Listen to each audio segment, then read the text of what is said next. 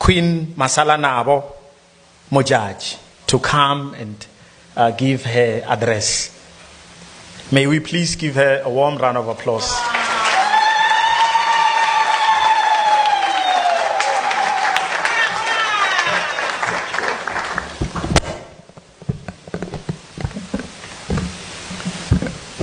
Thank you, Program Director, distinguished guests, ladies and gentlemen. I thank you for the honor of addressing this dialogue. I extend my sincere gratitude to the Thabo Mbeki Foundation and the Thabo Mbeki African School of Public and International Affairs for inviting the Balobedu Nation to take part in this important national reflection. For us, it's not merely an invitation, it is a recognition of our identity, our ancestral heritage, and our rightful place in shaping the future of indigenous law, traditional governance in South Africa. We are deeply grateful for the formal restoration of the Balobedu Queenship after many years of downgrade and marginalization and displacement. This historic decision restored dignity to our people, affirmed justice, and corrected the long-standing historical injustice. It is not symbolic but a powerful message that every nation, no matter how long it has been sidelined, deserves fairness and equality. We also extend heartfelt gratitude to His Excellency President Cyril Ramaphosa for recognizing me as the born heir of the Balobedu Nation.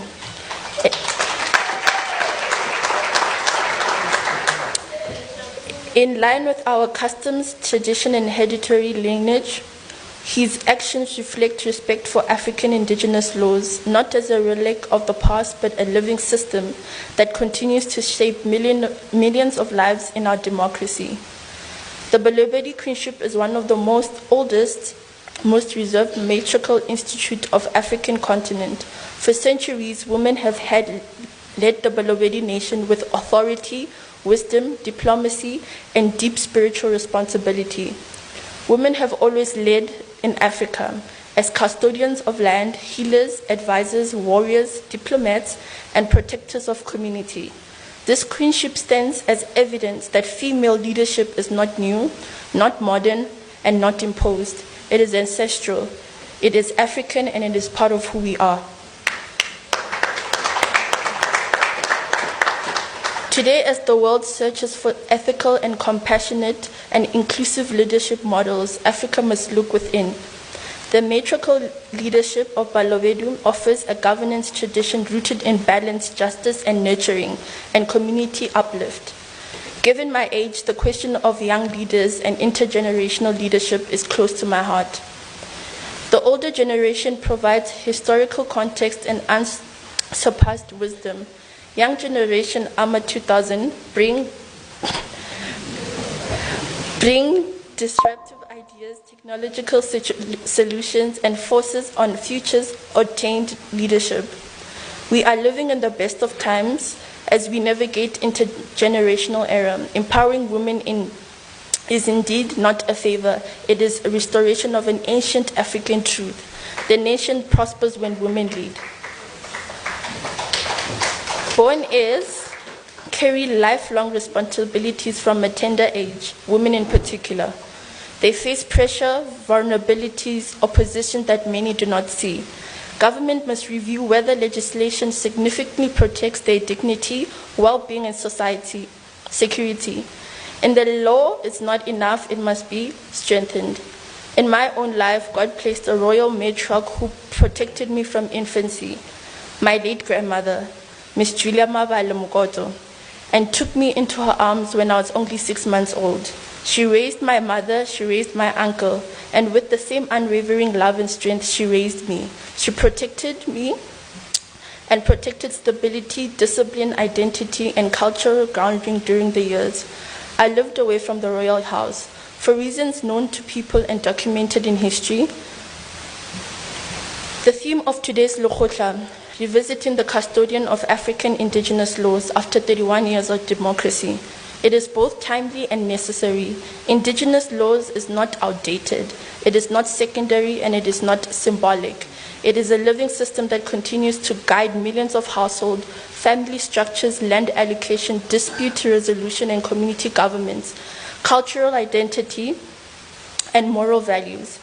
The Constitution affirms that the authority of traditional leaders and customary laws, the Traditional Nkoi-San Leader Act, strengthens these foundations. Customary succession is not determined by popularity or competition, as it is sacred language roots from cultural order. Traditional leadership does not exist outside democracy. It strengthens democracy by grounding leadership in identity, community, and continuously. The Balobedu nation humbly emphasizes the importance of recognizing Kilobedu as one of its official languages. It is one of Africa's ancient languages. It carries our oral tradition, our diplomacy, our history, our praise, poetry, and our identity, and our worldview. We appreciate the work that has been begun, but we request that the process must be sped up. Our children must grow up learning, dreaming, and expressing themselves in the language that their ancestors spoke. Recognizing Kilobedu is not linguistic. It is a cultural healing and national restoration.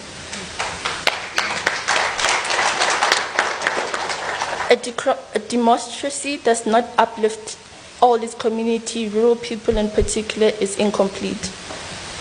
Villages across South Africa, Balobedu, Sekhukhune, Vembe, parts of KZN, the Eastern Cape, and the Northwest, and more, continue to face inequality in water access, sanitation, infrastructure, education, and internet connectivity. Economic opportunity. The identity of the nation is not measured by its skyscrapers. It is measured by the living condition of its villages. Traditional authorities do not only preserve culture, they are governance structures rooted in the daily reality of communities. Municipalities, ward councils, and national departments must work hand in hand with traditional leaders for development that is inclusive and sustainable. As a young person, sports and culture is not entertainment. It is a tool required for nation building. It builds character, discipline, and purpose and hope. Every rural school deserves a functional sports facility, youth development, and must be a national priority. On alcohol and substance abuse in many rural communities, liquor outlets multiply faster than youth centers, libraries, and sports fields. These threaten families and youth well-being. Municipalities must issue licenses responsibly, enforce distance from schools, and consult with traditional leaders, and prioritize community safety and peace of mind over the profit. On women and young girls' well-being, education and support on matters of reproductive system rights and health should be highly valued, that teenage pregnancy can be eliminated. I think on the other matter requiring attention is joining partnerships between government and traditional leaders in fighting against gender-based violence and protecting women and children against violence. On youth criminality and moral degeneration are matters of great concern, equally need strong partnerships between government and traditional leaders and communities. Traditional leaders should empowered to contribute meaningfully to development. Then fairness and equality are needed on how recognized kinships and queenships are supported nationally. This is not a call for privilege. It's a call for capacity to serve. Tobel.